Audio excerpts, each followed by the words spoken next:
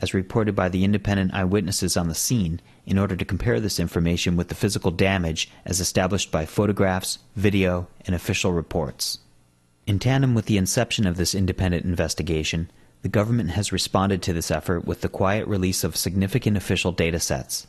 Most notably, flight data recorder information allegedly from the black box of Flight 77, as released by the National Transportation Safety Board in 2006, and the alleged radar data released by the 84th Radar Evaluation Squadron in 2007.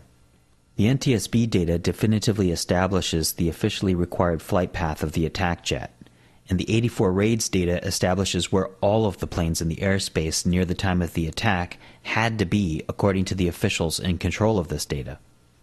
However, the true flight path as reported by the independent eyewitnesses definitively contradicts this government-controlled and supplied evidence, proving it has been manipulated as part of a very deliberate deception and cover-up. The very notion that the government would manipulate their own data is alarming enough.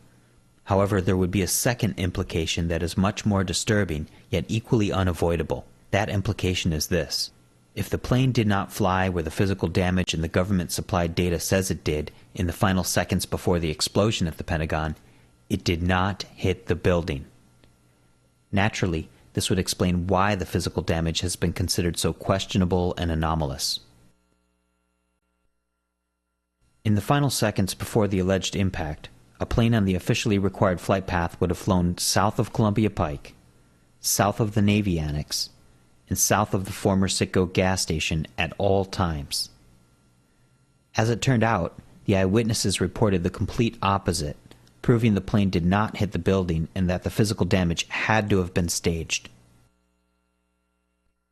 13 eyewitnesses from the 5 most critical vantage points unanimously confirmed the plane crossed to the north side of Columbia Pike, flew directly over the Navy Annex, and north of the former Citgo gas station, irrefutably contradicting all official reports, released data, and all physical damage alleged to have been caused by the plane. First, we'll present the required south side approach, as indicated by all official reports, data, and the physical damage.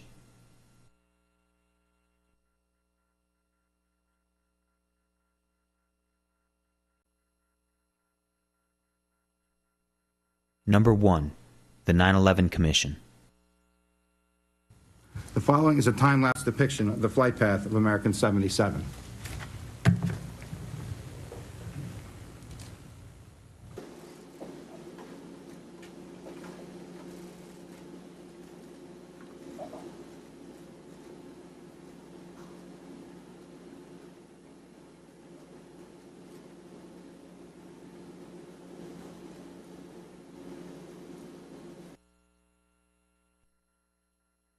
South of the Navy Annex and south of the former Citgo.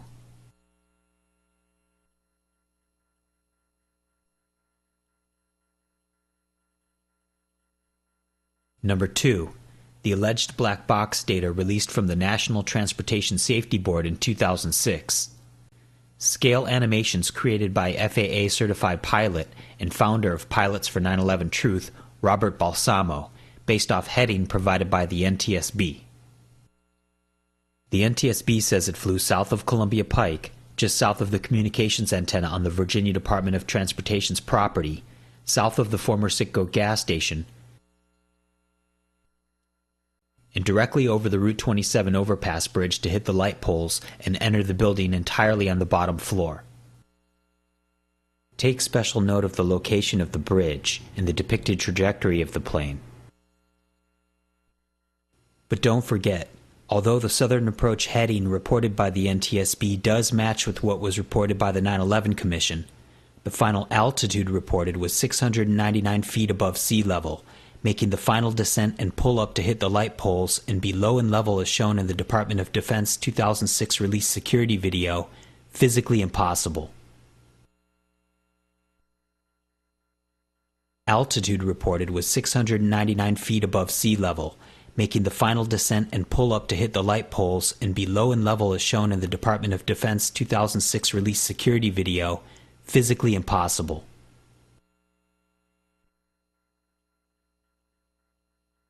Number 3. The physical damage, starting with the down light poles as depicted by defense contractor Integrated Consultants and officially endorsed on the State Department website, usinfo.state.gov. The plane has to fly directly over the bridge in this exact trajectory in order to hit the light poles.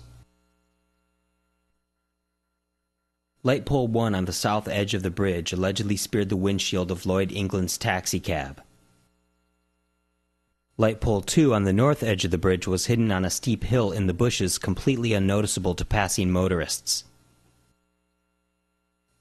Light pole 3 was off to the side in the median of a cloverleaf exit ramp. Light pole 4 was concealed on a decline with a guardrail in front of it. Light pole 5 was also concealed on a decline.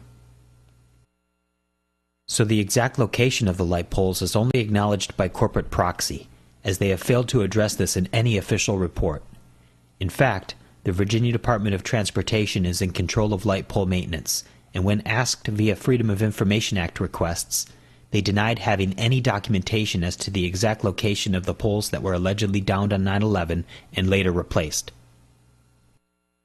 The reason the exact location of the down light poles and taxicab is so important is because it establishes the required location and trajectory of the plane down to the foot. Even a minor deviation in approach would have left one or some of the light poles untouched and resulted in a different damage pattern.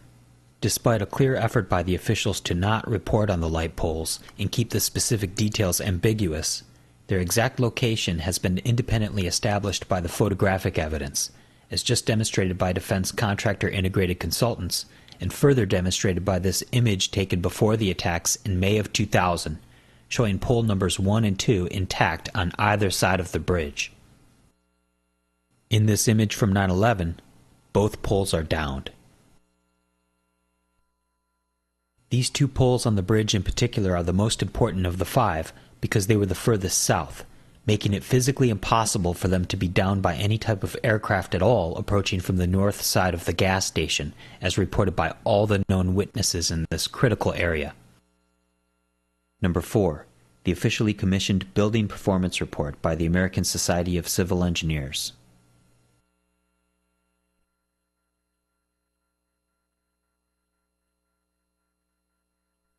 They published the following images depicting a southern approach angle of the plane.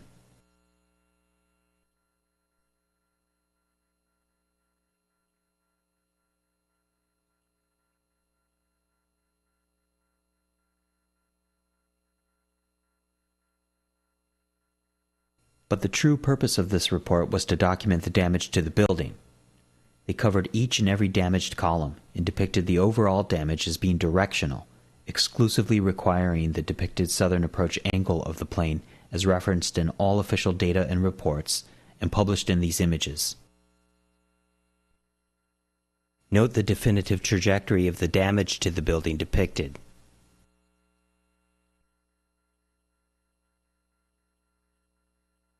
Starting with the anomalous alleged impact into the outer facade of the building's E-ring,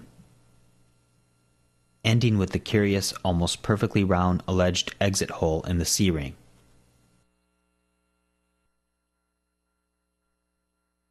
The ASCE also established the required low and level impact into the bottom floor of the building. They reported on page 28, quote, "The aircraft seems for the most part to have slipped between the first floor slab, on grade, and the second floor."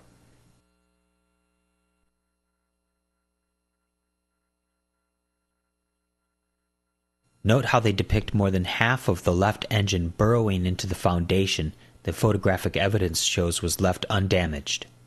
Yet they didn't depict or report any foundation damage. The required low and level first floor impact was also depicted in a project published by Purdue University. Note how they avoided the problem caused by the low-hanging engines of the plane by simply not including them in the animation at all.